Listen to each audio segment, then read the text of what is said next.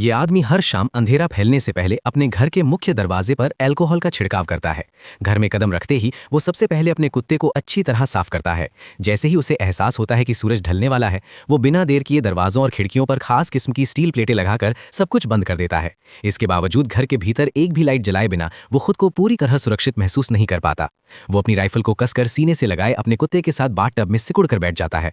तभी जाकर उसके मन को थोड़ा सुकून मिलता है। असल में इतनी सख्त सुरक्षा की वजह यह है कि जैसे ही रात का अंधेरा छाता है, बाहर की दुनिया इंसानों की नहीं रह जाती। सड़कों पर खौफनाक ज़ॉम्बियों के झुंड घूमते हुए आतंक फैलाते हैं। करीब 5 साल पहले साल 2012 में एक घातक वायरस ने पूरी दुनिया में तबाही मचा दी थी।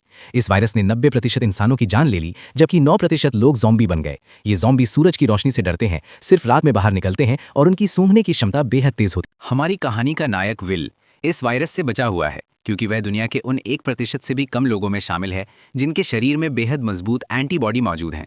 विल अपनी फोर्ड मस्टैंग दौड़ाते हुए वीरान हो चुकी न्यूयॉर्क की सड़कों पर तेजी से आगे बढ़ रहा था। वह शहर के बीचों बीच एक हिरण का पीछा कर रहा था। इस उजड़ चुकी दुनिया में, जहां वह खुद को लगभग अकेला पाता है, खाना सबसे बुनियादी और सबसे अहम जरूरत बन चुका है। लेकिन जैसे ही वह शिकार करने वाला होता है, अचानक एक शेरनी झपट्टा मारती है और हिरण को अपने कब्जे में ले लेती है। शिकार हाथ से जाता देख विल शेरनी को मारने का विचार करता है। तभी वहां एक शेर और उसका शावक भी सामने आ जाते हैं। तीनों को देखकर विल को अपने खोए हुए परिवार की याद आ जाती है। वह ट्रिगर नहीं दबाता, क्योंकि वह जानता है कि ये शेर प्रकृति के संतुलन को बनाए रखने के लिए जरूरी हैं। बचे हुए इंसानों की तलाश में निकलने से पहले विल अपने अंडरग्राउंड मेडिकल रूम में जाता है, जहां वह ये जांचता है कि उसके इलाज से म्यूटेंट चूहे सामान्य हुए हैं या नहीं। फिलहाल उसे कोई खास बदलाव दिखाई नहीं देता। दरअसल विल एक प्रतिभाशाली वैज्ञानिक है। उसने वायरस की वैक्सीन पर आधारित जीन थेरेपी विकसित की है। जब उसे लगने लगता है कि आज का दिन भी बेकार जाएगा, तभी वह देखता है कि एक म्यूटेंट चूहे में अब हमला करने की प्रवृत्ति नहीं रही। इससे उसे अंदाजा होता है कि चूहा धीरे धीरे सामान्य स्थिति में लौट रहा है। अगर ये प्रयोग चूहों पर पूरी तरह सफल हो जाता है, दिन के उजाले में बचे हुए लोगों और ज़ॉम्बियों के ठिकानों की तलाश के लिए विल हर सुबह ठीक 8 बजे घर से निकलता है। वो रोज गाड़ी चलाकर वीडियो स्टोर जाता है, वहां सीढ़ियां ठीक करता है और पहले से लगाए गए पुतलों से हालचाल पूछता है। ये देखकर कोई भी समझ सकता है कि इंसान कितना अकेला हो सकता है कि उसे पुतलों को ही दोस्त बनाना पड़े। वो जिन जिन जगहों पर जाता है उन्हें नक्शे पर चिन्हित करता है और वहां से खाने पीने का सामान व ज़रूरी चीज़ें इकट्ठा करता है। अन्य जीवित लोगों की उम्मीद में वो हर दिन ठीक दोपहर 12 बजे रेडियो पर कॉल करता है और चमत्कार की आस में गाड़ी चलाकर घाट तक जाता है। लेकिन पूरे 3 साल बीत चुके हैं और उसे आज तक एक भी जवाब नहीं मिला। अपने अकेलेपन को थोड़ा कम करने के लिए वो दोपहर में एंटरप्राइज एयरक्राफ्ट कैरियर पर जाता है और एक विमान के ऊपर खड़े होकर गोल्फ खेलता है। इसी दौरान उसके कुत्ते को कुछ अजीब सा महसूस होता है। दूर कहीं हलचल नजर आती है।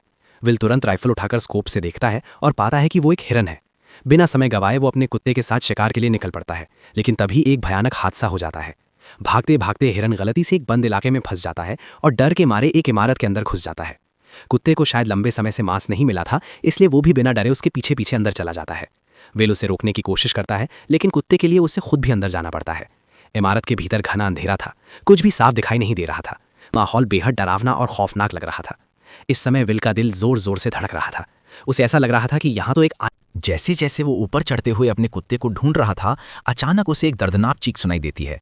उसे डर लगता है कि कहीं उसके कुत्ते के साथ कुछ बुरा ना हो गया हो। खुद को हिम्मत देते हुए वो आगे बढ़ता है। सीढ़ियों पर बिखरे खून के धब्बों का पीछा करते हुए मोड़ पर उसे एक जानवर का कटा हुआ सिर दिखाई देता है। राहत की बात यह होती है कि आगे जाकर उसे पता चलता है कि वो अभी अभी मारा गया एक मूस था, लेकिन मूस के चेहरे पर मरने से पहले का डर साफ छलक रहा था। ये दृश्य देखकर विल बंदूक तान लेता है और चारों ओर सतर्क निगाहों से देखने लगता है।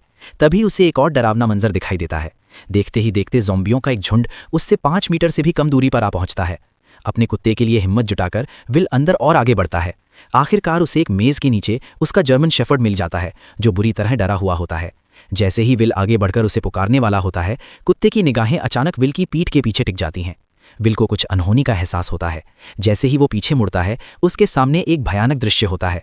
वो अपने कुत्ते के साथ जान बचाकर बाहर की ओर दौड़ने लगता है, लेकिन अंततः वे ज़ॉम्बियों की पकड़ में। हालांकि किस्मत से विल समय रहते कांच की खिड़की से बाहर कूद जाता है और जैसे ही ज़ॉम्बी पर धूप पड़ती है, वो तुरंत घायल होकर जमीन पर गिर पड़ता है। ये डरावना अनुभव भले ही विल को झकझोर देता है, लेकिन इसी के चलते उसे ज़ॉम्बियों का एक ठिकाना भी मिल जाता है। ज़ॉम्बियों पर प्रयोग करने के लिए विल बाहर एक जाल बिछाता है।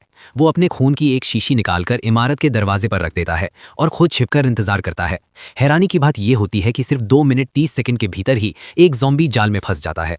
जैसे ही जाल सक्रिय होता है, एक जिंदा ज़ॉम्बी को जबरदस्ती बाहर खींच लिया जाता है। जाता है। लेकिन तभी एक गुस्से भरी दहाड़ के साथ बेहद डरावने चेहरे वाला एक और ज़ॉम्बी अचानक बाहर निकल आता है, मानो वो विल को जिंदा ही खा जाना चाहता हो। विल खुद भी नहीं समझ पाता कि ये ज़ॉम्बी इतना आक्रामक क्यों है। घर लौटने के बाद वो पूरी तरह ज़ॉम्बी पर प्रयोग में ही जुट जाता है। उसे जरा भी अंदाजा नहीं होता कि ये फीमेल ज़ॉम्बी असल में उसी ज़ॉम्बी किंग की पत्नी है जिसकी दहाड़ अभी अभी सुनाई दी थी। उसे पकड़ लेने की वजह से ही ज़ॉम्बियों और इंसानों के बीच एक भयानक जंग पूरी तरह शुरू हो जाती है। और इस उजड़े हुए शहर में विल अब भी अकेला जिंदा इंसान बना हुआ है। लेकिन उसे हैरानी तब हुई जब उसने देखा कि एक पुतले का सिर अचानक हिल गया। और भी डरावनी बात यह थी कि ये पुतला जो असल में वीडियो स्टोर के दरवाजे पर होना चाहिए था, वो अचानक कई किलोमीटर दूर कैसे पहुंच गया, ये किसी को समझ नहीं आया। इतने में ही विल ने अपनी बंदूक निकाली और पुतले पर तान दी, ये सोचकर कि किसी इंसान ने यहाँ पर उस पुतले को रखा है ताकि वो विल से बात कर सके। लेकिन उसे आसपास कोई इंसान नहीं दिखा, क्योंकि असल में ये एक जाल है जो ज़ॉम्बी किंग ने बदले के लिए बिछाया है, क्योंकि उसने उसकी पत्नी को पकड़ लिया था। जब विल पुतले के पास जाता है और उसके नीचे पड़े पानी को देखने के लिए झुकता है, तभी अचानक ज़ॉम्बी किंग द्वारा बिछाया गया जाल सक्रिय हो जाता है और विल हवा में लटक जाता है। विल के सिर पर लगी चोट के कारण वो बेहोश हो जाता है। जब सूरज डूबने वाला होता है तब विल अपनी अलार्म घड़ी को सुनकर जाग जाता है। जैसे ही सूरज की रोशनी खत्म होती है, डरावने ज़ॉम्बीज बाहर निकल आते हैं। तभी विल अपनी कमर से चाकू निकालता है और घबराकर अपने पैरों में बंधी रस्सी को काटता है। लेकिन जैसे ही वो जमीन पर गिरता है, चाकू सीधा उसकी जान में घुस जाता है, जिससे अब और भी ज्यादा मुसीबत हो गई, क्योंकि डूबते सूरज की अंतिम किरणें गायब हो रही थीं। अगले ही पल विल को गड़बड़ महसूस हुई। सामने की अंधेरी इमारत से डरावनी आवाजें आने लगीं।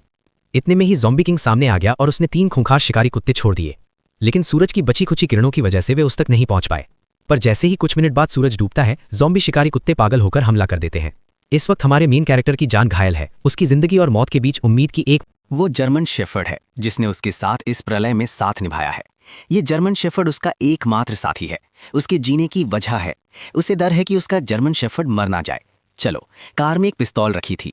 विल कार की ओर रेंगने लगा, लेकिन जैसे जैसे सूरज की आखिरी किरणें गायब होने लगीं, तभी शिकारी कुत्तों का हमला तेज हो गया। अब उसके पास कम वक्त था।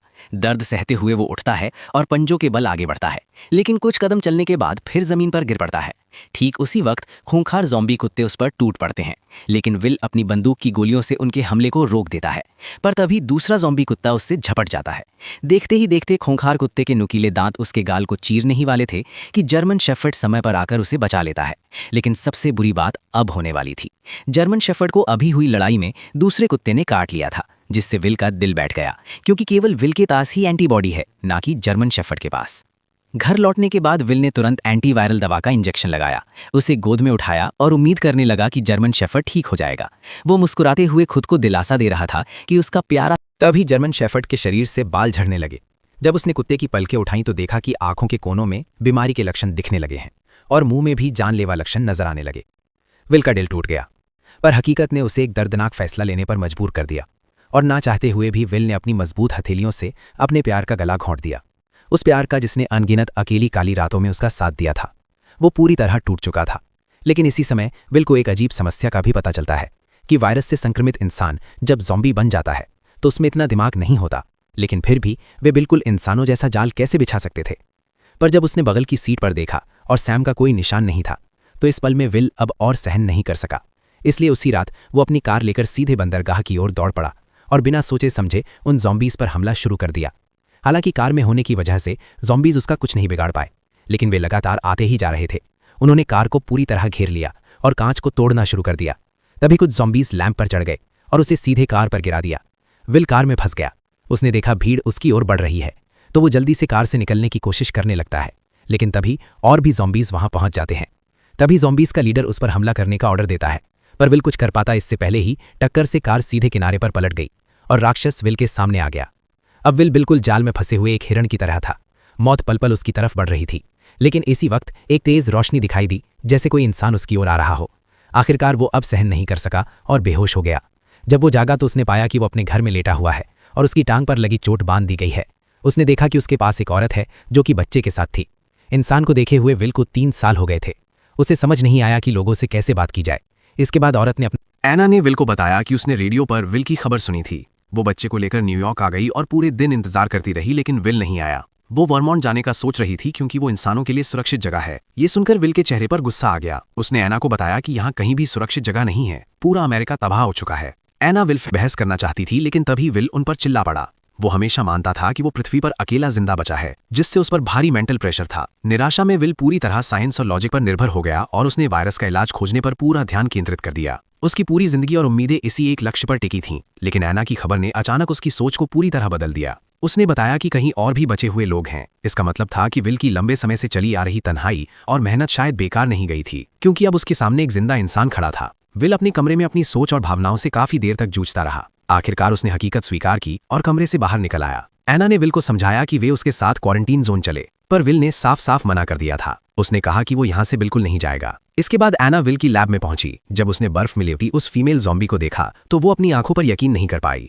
और उसने विल से पूछा कि क्या वो सच में इस ज़ॉम्बी को ठीक कर सकता है। इसके बाद ऐना ने दीवार पर सैकड़ों ज़ॉम्बीज की तस्वीरें देखीं। वैक्सीन बनाने के लिए विल ने उन्हें लैब के चूहों की तरह इस्तेमाल किया था। जैसे ही सूरज की किरणें गायब होने लगी, विल ने तुरंत सभी दरवाजे और खिड़कियां बंद कर दी। ऐना ने फिर विल को क्वारंटीन जोन चलने के लिए मनाने की कोशिश की, लेकिन विल कुछ जवाब दे पाता उससे पहले ही बाहर से जोरदार हलचल सुनाई दी। जब उसने छोटी खिड़की खोली और देखा तो पाया कि एक बड़ी भीड़ में ज़ॉम्बीज उसके घर की ओर बढ़ रहे थे। विल अपनी आंखों के सामने का दृश्य देखकर यकीन नहीं कर पा रहा था। उसने तो हमेशा अपनी गंध को छुपाने की पूरी कोशिश की थी, लेकिन फिर भी एक बड़ी भीड़ में ज़ॉम्बीज ने उसके ठिकाने का पता लगा लिया था। वे राक्षसों की तरह पागल होकर उनकी ओर बढ़ने लगे। जब आदमी ने ध्यान से पूछा तो पता चला कि कल जब महिला ने उसे बचाया तब वो उसे सुरक्षित घर तो ले आई, लेकिन बाद में उसने किसी भी सावधानी नहीं बरती। हालांकि अब उसे दोष देने का कोई समय नहीं था। विल ने तुरंत आसपास की सारी तेज लाइटें जला दी, लेकिन हैरानी की बात यह थी कि जो ज़ॉम्बीज आमतौर पर रोशनी से डरते थे, वे इस बार अचानक बहुत चालाक हो गए थे। सभी स्ट्रीट लाइटें नष्ट करने के बाद वे आदमी की ओर तेजी से बढ़ने लगे। डरे हुए विल ने तुरंत दूसरी सुरक्षा व्यवस्था शुरू की और एक ही बार में आसपास के सभी बम सक्रिय कर दिए।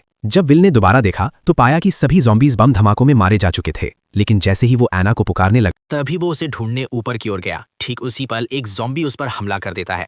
वो उसे कसकर पकड़ लेता और सीधे जमीन से उठाकर मेज पर फेंक देता है। असहाय विल बेरहमी का शिकार बनता है।